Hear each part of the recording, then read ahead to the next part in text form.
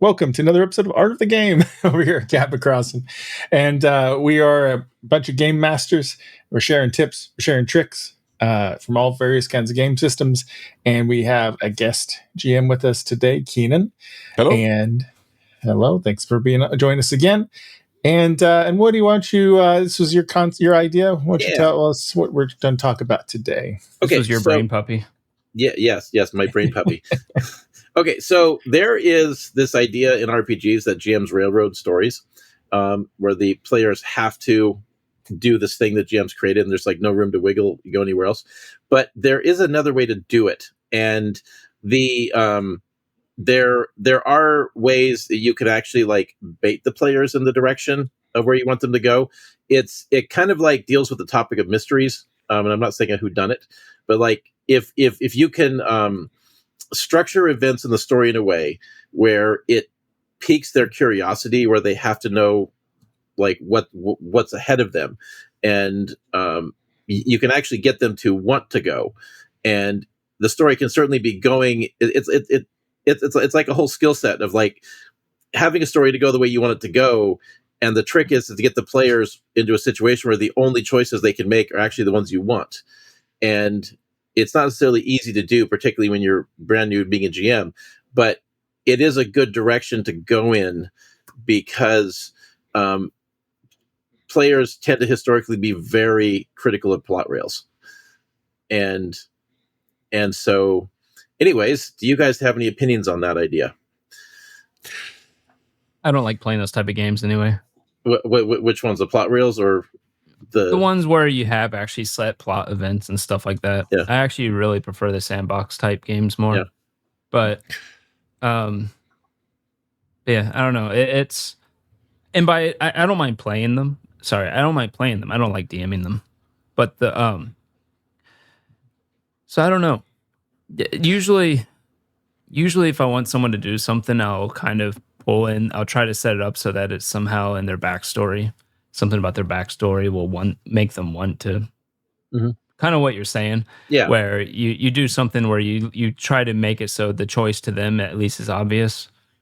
Well, they're you know, if you want them to go a certain direction, then if the thing that if you tie the goal that they're trying to achieve in with this thing that you want them to do, it kind of makes it inevitable that they would want to go do that thing.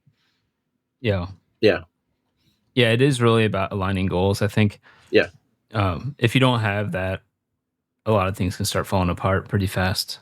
If you ever have a character saying, well, logically, my character would just leave the party, something's wrong. Yeah, something is.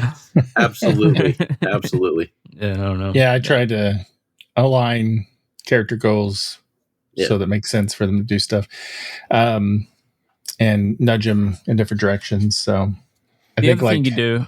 Oh, go ahead. Sorry. Oh, go ahead. You were finished. I was say the other thing you can do is tell them like your character would know that blah blah blah, blah right, and give them like some common sense things. Yeah. And you're not necessarily telling them like your character should do this. You're saying, by the way, your character would have this knowledge about this, and that, right? And it kind of leads them down a direction as well without railroading. But. Yeah, I've done that more and more, especially with less experienced players, because they don't know things that we take for granted. And I'll be like, well, as a thief, you know that this thing's really expensive, you know, because I know there's something hidden behind that thing that would be really good for them to get, you know, in plot wise. But they might look past it because they're not really seeing the world as rich, and they don't really think about it. But you know, as a thief, obviously a thief would think about that. So it occurs to me now that I'm having this topic where I'm being openly critical of railroading. And my current campaign, the party is on a train, and it's an interdimensional train that can go from universe to universe, and they're literally on rails. Interesting. Cat. Keenan, do you have an opinion on this one? I think you know my opinion on this. Well, go ahead and share it for the audience. I once tried to run a module. Yeah. Woody, do you remember how that went? Remind me which module this was, actually. It was the Kermaga Kermaga, which is the great magical city on a cliffside in the Pathfinder setting, which is, I think, the coolest freaking fantasy city anybody has ever come up with. Is this the one where there was like you had a siege going on? Yes, that wasn't in the module. The module got so boring. Right. And I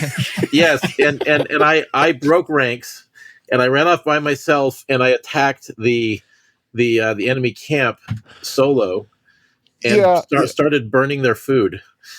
And I was getting so much shit for ditching the party. Yeah, because you were off doing your own thing, and then I had to... Splitting the party is a little hard on a DM, especially when there's a lot of really complex stuff going on. Yes. But were there consequences, Keenan? Were there consequences? Did he die? I did not die. He didn't die, but he did awaken the ire of... See, because if you've got overpowered rogue character who is a really excellent assassin and saboteur, of course the enemy is going to have the same thing. Mm-hmm. So I sent a bunch of assassins after him. And Keenan mistakenly thought I would engage with him. He just melted he just got away from them, which is exactly what you should do. Mm-hmm. If the enemy goes, oh no, there's a sneaky saboteur, and sends a bunch of magical assassins after you, you get out of there. Mm-hmm. One of the things I gave them all was this, it was a magical device. It was a little sort of an eye patch thing, but set into the eyepiece was a gem of true seeing. And every one of these assassins had one of these. And then I had one. And then you had one because you had to kill one of them. This is why I caution what you equip your your NPCs with, because you're basically equipping your players. Yes, I know. Yes. I know. Yes. I know. I know. Yeah. I know. Yeah. But that was a lot of fun.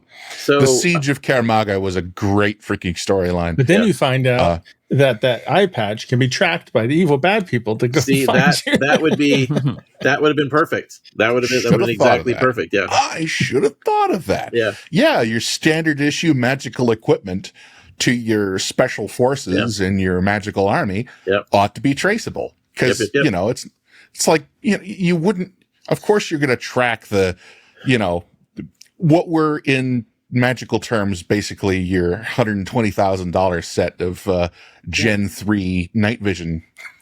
well, what I recall of that whole event, though, kind of like pulling back onto our topic here, though, is that like you had very clear objectives and directions for the party. Like there were plot rails there. They were plain as day. And but they were my plot rails, right? But they were there, right? And so like.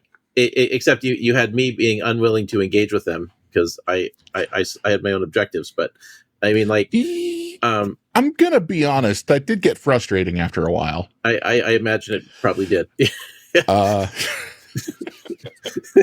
Partly why I sent a bunch of assassins at you.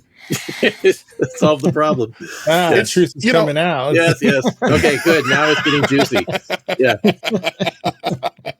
You're also the guy who tried to backstab a Shoggoth. Yes. A creature which, of all creatures, of all the creatures who do not have a back, that creature most has absolutely no back. Yes, my character my character ended up with a phobia of tentacle monsters.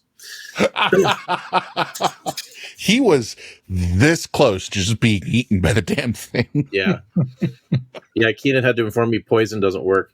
So anyways. But I think the answer to railroading is to not railroad and instead use player motivations. Absolutely. Agreed. Yeah, totally. Agreed. Yes.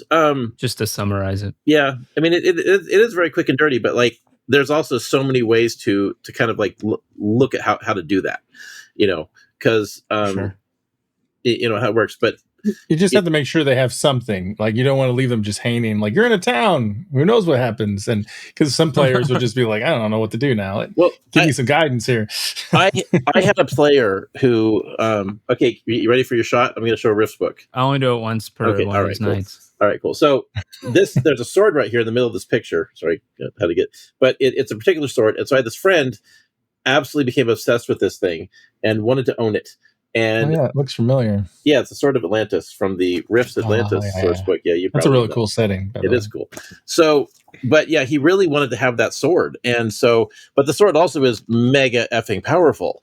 So I'm not just going to just hand it out, But it's weird, like that one thing became like his primary objective to get it, and I did eventually let him have it, but it waited forever. But like it was interesting how easy it was to kind of bait him on the line of like willingly going and doing all kinds of things just off the possibility of getting his hands on it, and like just simply following objectives. And I actually screwed with him one time by letting another player have a sword named Alanis, and so when that player joined the party with this sword, he got really pissed off because he thought this other guy had the sword he wanted. Specifically, hey, that's pretty funny. It's called Atlanta, not Atlantis. Yeah, exactly. Yeah, the lost city of Atlanta. Yeah, I love the idea of getting to Atlantis and then it's just slot machines and blackjack tables. Yeah, that is perfect. Right, yeah, but like ancient ones, like glowing runes and. They actually had that in, now that I think about it, if you ever played the old computer game, Indiana Jones and the something of Atlantis or something. No, there's slot machines for some reason at Atlantis. I forget. Really? Oh, there we go. Because that is amazing. Well, in the Rifts Atlantis setting, I know there's casinos there, and so that absolutely could be a scenario. Yeah, I think this might be a short episode. It might be. I think so. But I mean, like there's a lot of ways. Yeah, go ahead. Can I just like take 90 seconds to riff on that idea, actually? Okay. Because I really like that. I like the idea of exploring the ruins of an ancient culture and then finding out that the reason why that culture declined was because of some sort of moral decadency, like, you know, gambling or whatever, right? And you find the evidence or YouTube shorts. Huh? Or YouTube shorts. YouTube. TikTok, Everybody was addicted to their information slates, right? Their magical sending stones. I have this idea that at some future time period that somebody's digging up our civilization and finding archaeological evidence of us, and they're finding comic books, and they're thinking that those are the gods we worshipped. Because it seems like some of these ancient stories of gods and stuff are probably just their fiction, and we're somehow thinking it's their mythology. And you could easily make that argument. I think it goes a little further than that, because like you look into ancient Greek and Roman homes, and they had literal shrines. Well, so there was actual worship going on. There's a shrine right behind Woody there. Those are the posters that they had up for the entertainment that they were reading. Keenan, that was that was like having a picture of Captain America on your wall because you had the movie poster. I wouldn't be surprised, because in Greek culture, it all started from the Iliad and the Odyssey as being like the pivotal stories. That's probably what literally happened to them. These stories turn into their gods. It could be a blend too. Like they could be, let's say, for example, TV show Supernatural has a lot of Christian elements, right? Mm-hmm. But Christianity is a religion, but then they create a lot of fictional elements. So maybe they have their core religion, but then there's a lot of fictional stories that sprouted out from that. Mm-hmm. So, and they themselves understood what was fiction and not, but we don't know. You never know. Yeah. Yeah. Or maybe a king just wants to divorce his wife, so he becomes Protestant and ushers in a whole era. Yeah. Well, we have a situation where we have an entire wealth of media being consumed, and it's there's so much of it, and it's kind of too much sometimes.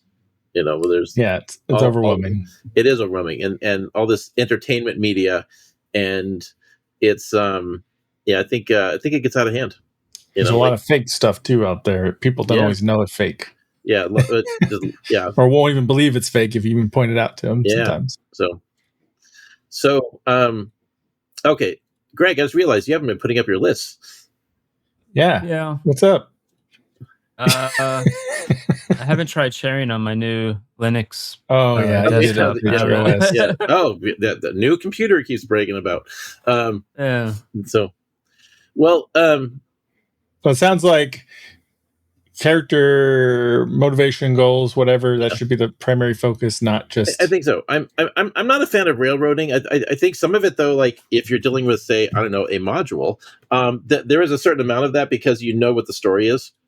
Like the players are on board with the module, so it's okay, right? But like the problem with railroading, where I think it gets a bad rap, is that people feel like their choices doesn't factor in. That you have to only do the thing the GM's prepared for. And yeah, there's two ways to run those, by the way. Because if you're going to ask them what they do, you can't railroad. Period. In my opinion, at that point you have to stop. And if they choose to do something else, I'm sorry, that's what they're doing because you didn't set up the motivations, perhaps. Or you can play a story that is very event. It's like you do this, this, and this. I wouldn't even give them the choice then. I would just be like, okay, you're done here. Okay, you move on to the ship and you go to your destination, right? Yeah. Like, don't ask them, do you go onto the ship, right? Well, So there is some of that anyways, because you got to move the story forward. Yeah. Exactly. So, like with the hot dog man, you did that with us a few times. And that was meant to be that type of thing. That's fine. Yeah. There's one that I've pulled off recently that I was actually kind of proud of. It was where the players sort of reaffirmed their own motivation to do the thing by dealing with an NPC who really definitely did not. So the story setup is that the players were called to the aid of a town that is in trouble. They know the lord of this town and et cetera, et cetera. They get there, the place is abandoned. They go down into a dungeon to see if they can find the people. Like they fled down into this dungeon to get away from the danger. And they find another person who has also a letter from this lord. So basically they were set up on this journey the same way they were, but she got down there and she lost her partner. He was killed by all these creatures that were down there.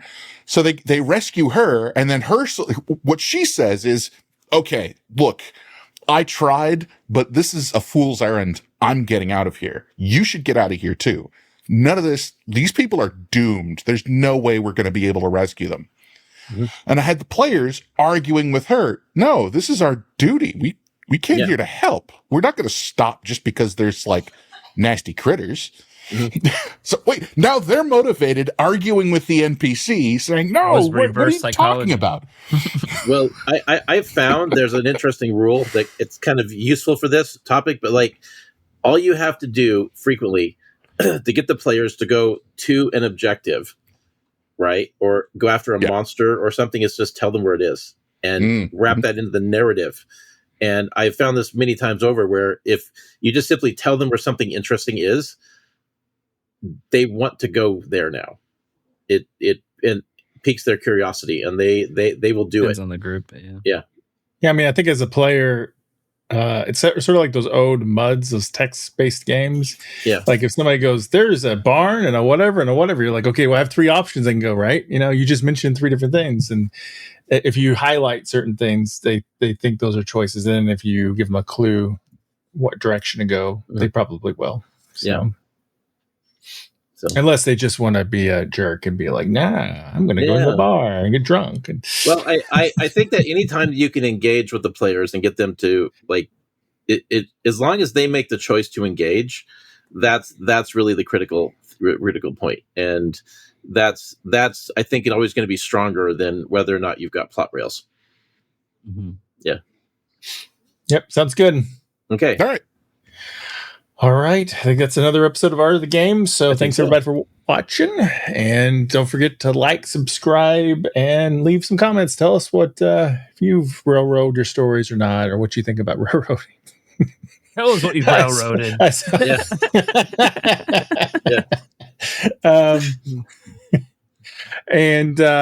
So anyway, just let us know and make it a conversation. All right. So thanks again, everybody. And until next time, keep railroading. Yes. Yeah. When the dice roll high, we touch the sky. But when they crash, it's a belly laugh. Genre play, lighting the way. Our tales unleash the wild rampage.